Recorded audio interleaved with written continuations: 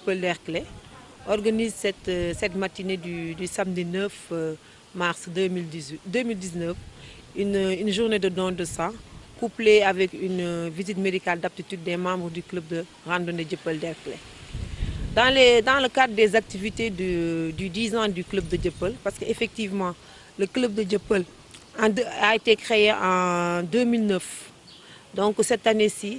parmi les activités de la célébration du 10e anniversaire, le mois de mars a été dédié à la santé. Donc c'est le premier volet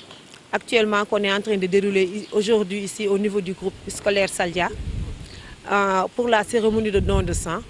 Nous en avons profité aussi pour faire la visite médicale d'aptitude des membres du club. Et comme vous le savez,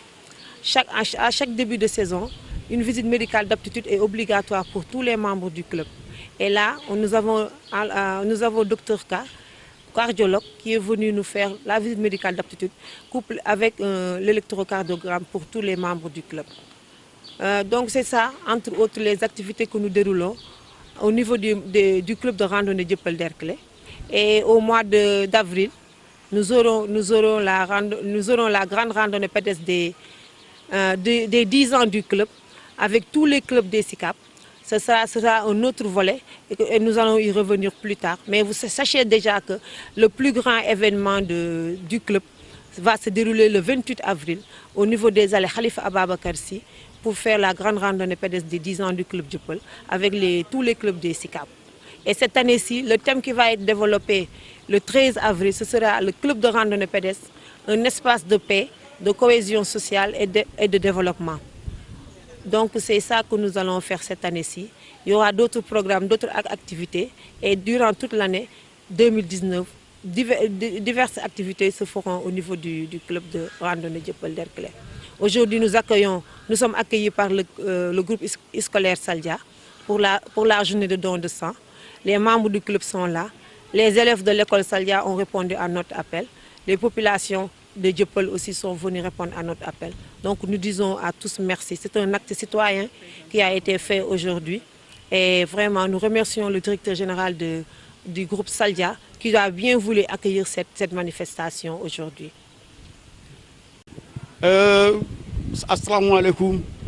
Nous sommes dans le groupe Saldia pour faire un don de sang, une visite sanitaire pour tout le club. Nous conseillons, comme l'a dit la présidente, le mois prochain, nous devons le 10e anniversaire du club Dieuppeul-Derklé. Nous invitons toute la population de Dieuppeul et de Liberté de venir assister à cette fête. Vraiment, je conseillerais aussi aux vieux de mon âge, parce que j'ai plus de 75 ans, de faire toujours le sport. Parce que seul le sport garde la santé. Si vous voulez être en forme, il faut toujours faire le sport, surtout les randonnées. Intégrer le groupe Dieuppeul-Derklé, franchement, ça ne vous fera que du bien. On le conseille à tout le monde. Merci. À tous. Donc, je suis Madame Faye du groupe scolaire Saldia. Je représente le directeur général qui m'a chargé de vous dire qu'il apprécie bien l'initiative du don de sang. C'est une bonne initiative parce que ça permet d'aider les gens dans le besoin. Par exemple, les accidentés, les femmes qui accouchent, etc. Et il salue encore le partenariat que nous avons avec le club de randonnée Dieuppeul-Derklé. Et au nom de toute l'école, il vous félicite pour cette initiative et vous remercie encore une fois pour cette journée. Il a mis gracieusement les locaux de Saldia à votre disposition. Ce n'est pas fortuit parce que c'est une cause noble.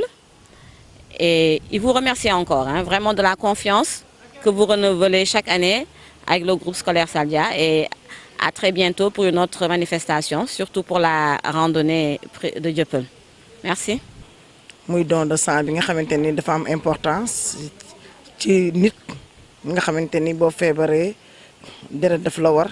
kon nak képp koo xamanteni rek nekk nga doomi aadama rek war ngaa mën a maye deret ndax ku ne xam na ni temps yi deret dafa manqué kon nag ñi ngay koy def chaque année c'est pas la première fois ñu def ko yàgg nañ koo def waaw di ci gërëm yi waa Saldia ndax lépp lu ñuy def rek dañuy ñëw fii ñu boole leen ci ñu suñu partenaire lañu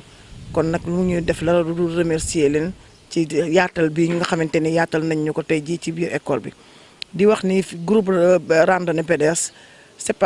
pas la première fois ñun associé yàgg na ndax dox dafa am importance ça fait presque ay at ñu ngi ci groupe bi di def ay activités yoo xamante ni yu bare di leen def don de sang di leen def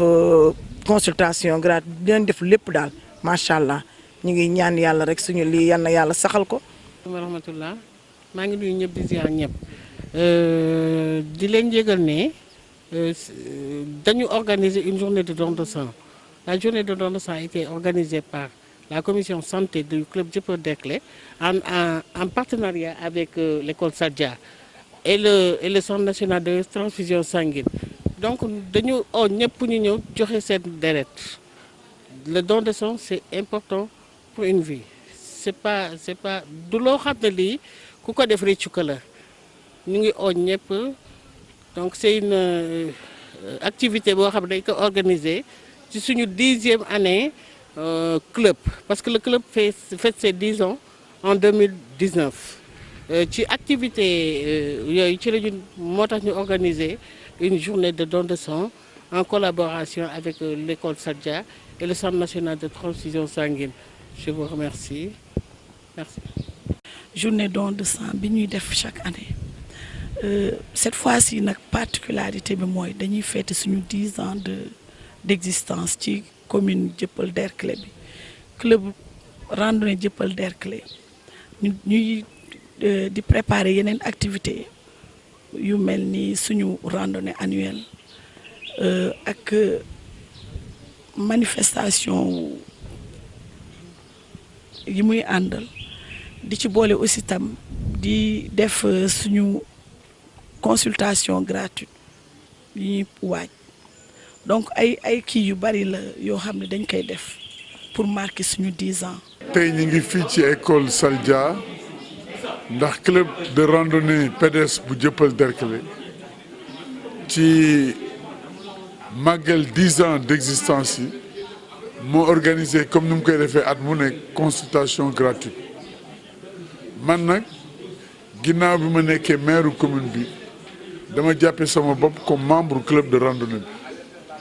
di leen sargal di leen jaajëfal ndax lépp lu ñuy def dañ ma ci prier invité ma ci ma ñëw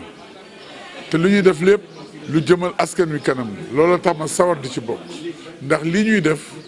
maire bi moo ko waroon def la nga war a def nag boo amee ku la ko war a defal non seulement da nga ko war jaajëfal mais da nga ci war jàpp dugal ci sa loxo loolu rek tax saa yi ñu ma wooyee ma ñëw wuy si leen bokk ak ñoom la ñuy def sante ko yàlla sant leen aussi gërëm leen ndaxte li wolof Njaay di wax dëkk ci dëkk bi defar dëkk bi moo gën te club randonnée bi ñi ngi defar dëkk bi ñi ngi defar gox bi at yee passé ginnaaw bi ñu amalee consultation gratuite amal nañu ay waxtaan ci mbirum drogue bi nga xam ne mi ngi lëmbee réew mi di yàq ndaw ñi at mu nekk nag ñu def ko ren it ginnaaw consultation gratuite bi prévoir nañ def at mu nekk comme nañu koy defee randonnée pédestre à travers les SICAP mais aussi waxtaan ci li nga xam ne moo soxal askan bi ci ay thèmes yu am solo loolu bu amee ci gox ña koy def war nga leen gërëm. salaamaaleykum maa ngi nuyu mbooloo mi ku ci ne sa tur ak sa sant donc tey li ma fi taxawee c'est en tant que membre de la coalition Benno Bokk Yaakaar et vice-président même du comité électoral bi fi amoon comme Babacar Sadikh Bèye moom mooy coordonnateur u comité électoral Benno Bokk Yaakaar et en même temps coordonnateur u Benno Bokk Yaakaar teewul tey comme da bu teewul foog naa ne vice-président vice coordonnateur war na mun a teew événement bi nag dafa di événement bu mucc ayib boo xam ne bii ñu ngi ci fukkeeli atam madame Seck tey invité ñu moom ak madame Aïssatou madame Ndoye ñu war a mun a teew wax ci képp koo xam ne kii da ngay yëngatu ci santé wérgu yaramu doomu aadama yaakaar naa ne deseewuloo dara sa askan. club randonnée bi nag daf cee yàgg te lu yàgg rek dëgg la et bu ngeen gisee nag ma war a wax rek c'est parce que dama am mbégte mbégte boo xam ne bii tey bu fekkee ne Babacar moo fi taxaw moom Babacar Sadikh bi bu fekkee ne moo fi taxaw daf koy wax comme na bu fi nekkul en lieu et place moi je suis à même de parler en son nom donc di loo xam ne li dañ ko rafetlu lool nag parce que du ñu ne c'est la première fois ñoom madame Seck activité biñ ci àndal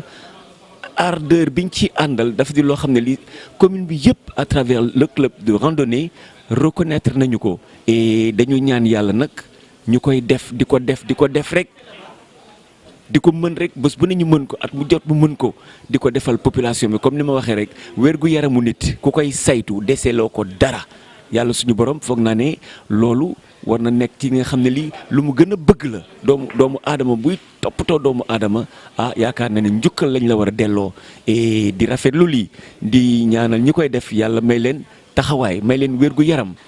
bu baax a baax ba nga xam ne fu ñu ko bëggee rek mun ko fa def et toute la commune de Dieuppeul-Derklé mu ngi gis boppam ci mbir yi et donc la ngay gis sa mbir dafa fekk muy lu baax et rawatina nag ñi koy organiser présidente Khadijatou Dramé ñoom ñëpp ñu ngi ci seen loxo jógu ci léegi tamit dégg ngeen fi monsieur le maire wax na fi donc je crois que sotti ceeg def ci la club randonnée bi daf di loo xam ne li nag lu mucc ayib la kon nag dañ koy suuxat di ko suuxat rek ba fa nga xam ne fii fa la ko suñu borom di yóbbu donc maa ngi leen di nuyu di leen gërëm encore une fois yal na yàlla saxal lii